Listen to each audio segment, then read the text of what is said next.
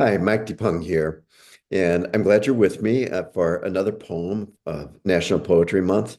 And I'm mostly reading my own poems. Like I said earlier, I may bring in some other poets who are much better than I am in some ways, but they're not me, and so I have to be who I am. And that's what this poem is going to speak about today that I'm going to share with you. I do want to mention that I uploaded the video that I shot yesterday this morning. This is Thursday, April the 3rd. And I did that because in the video I mentioned, in the description I mentioned, that the weather it was pretty dicey around this St. Louis, Missouri area, this region, yesterday. And I was just distracted and listening to the tornado warnings and when I should take cover and all that kind of thing. It wasn't very serious here, right over where we are, where I live, but um, it was still enough that I was just distracted enough and didn't get the video uploaded. So I did that this morning, and I hope that there was something in it that um, had some kind of resonation with you, that your heart heard it and said yes. Um, and the poem I'm going to read today has to do with what I talked about a few days ago and what I just mentioned. It has to do indirectly, maybe, with ego and heart, but not so indirectly in terms of, even though I don't mention ego or heart in it, it has to do with my heart, about who I am. And maybe there'll be something in it that speaks to your heart and will make you just pause and consider and look and seek. And let's talk about more about it after I read the poem. The poem is called Personal Harmony. The energy of the azure sky and high-flowing cirrus clouds and gray-scudding cotton of cumulus clouds, all of these energies entrance me. The birds also, under the cloudy power, show the effects of their enchantment. They flap, soar, flutter in the energies and harmonies of nature. Dove lights on wire above me, cocks his head, eye bent on me, and says, "Right, right."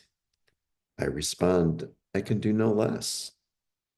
Universal energy pulses, flows, and lives. I choose to harmonize.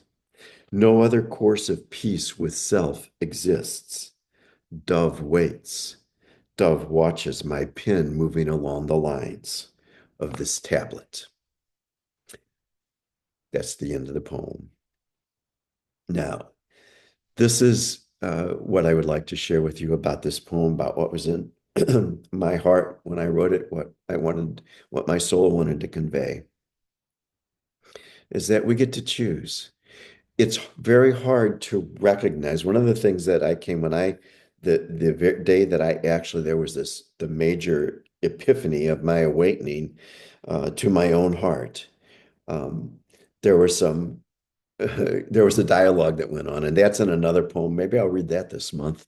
But the point is that I knew that I needed to write. That was me. That's the way I was going to express. That's where I find fulfillment. That's where I find joy, because it resonates with the essence of who I am as um, as a shaman, as one who enjoys and senses the energies of life all around me. They're not always sweetness and light. Sometimes they're darkness, and we need that because, well, just because we do, because it's the way it is, because we are this is a world of polarities, and we are creatures of polarities. And ego and heart, I talked about that the other day, and we choose. So for me, I chose to write. I knew heart said, "What do you want to do?" And I said, "I want to write." And that's what I've done. I mean, no sense comparing to anybody else. It's what gives me fulfillment and satisfaction in communicating and doing these kinds of things with words. They're important to me because they convey the energy of who I am. And what I would like for you to understand, and maybe this would resonate with you, is to realize the beauty of who you are, to look. a lot of people have real trouble looking at their own power and their own beauty. And again, it keeps coming up all the time with me and with everybody. But to realize to have at least that one core kernel awakening to the essence of who we are, it comes out and it's like, I am powerful and I am beautiful. Until we understand and realize the power that we have in ourselves and the beauty that we are, it's really damned hard to recognize it in other people. And this I look for, I listen to uh, the messages of nature, the spirits of nature that are all around, these nature spirits in the birds, in the trees, in the insects, in all the things that every day something different can speak to me, but I'm tuned in. This is the mind of a poet, but it can be the mind of anybody who seeks to connect with why we came to this life, why we came into this middle world, this earth, and to enjoy and appreciate and understand the creation that we were part of. So look for your own beauty that is mirrored in nature. Listen to that. Let it tell you.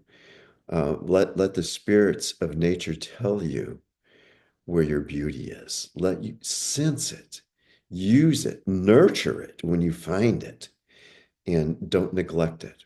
When you do these things, what you're going to do, yes, we come to a point where we are told to know ourselves. But once we know ourselves, once we know we're heart and we're eternal spirit that has been incarnated, when we know that, then there's this um, drive to discover this self, to keep seeking and discovering more facets of the beauty of who we are.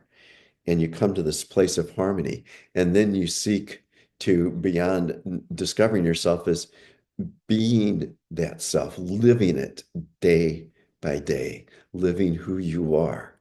And no matter what it is you do, that you're expressing your heart love, your essence of love.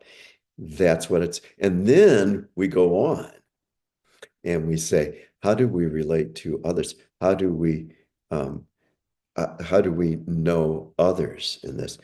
And when it comes to that, that's where a lot of problems come in society, in our culture, in government, in with the economy. We think everybody else is less than us or greater than us or uglier or whatever it is in terms of philosophy, until we can look at ourselves and say, beauty, this is the beauty way. Then we can look and see that in others. And we know that they're spirit essence. Now, it doesn't mean that we treat them all the same, because there are those who I mentioned the other day, there are those who, what I consider evil is those who close themselves off to their heart speaking to them. And then they're going to doom themselves and take a lot of others down with them in some ways, in a collective sense, lower that collective energy, um, to live in lower life energies. Not wrong, because that's part of the darkness in a way, but and it's going to be there, but it certainly means that there's lower life energies. So I would just leave this with you. Go out, take a look, whether it's the raindrops or the birds or the trees waving with spirit wind helping them, or and the energies that they give out. What are they saying? What do they say to your heart about your beauty and about what moves you and about how nature recognizes who you are? And take hold of that and develop it, nurture it, seek the beauty of yourself, and that will spread, that will resonate into the collective. The ripples of all of that will go out. So I hope this has some kind of meaning for you. I enjoyed writing the poem when I wrote it many years ago now, and when I published it just last year. Um, I hope that it's or year before last, I guess. I hope that it has some kind of blessing for you, some kind of joy, some kind of happiness, some kind of reflection. Until tomorrow, perhaps, love and peace.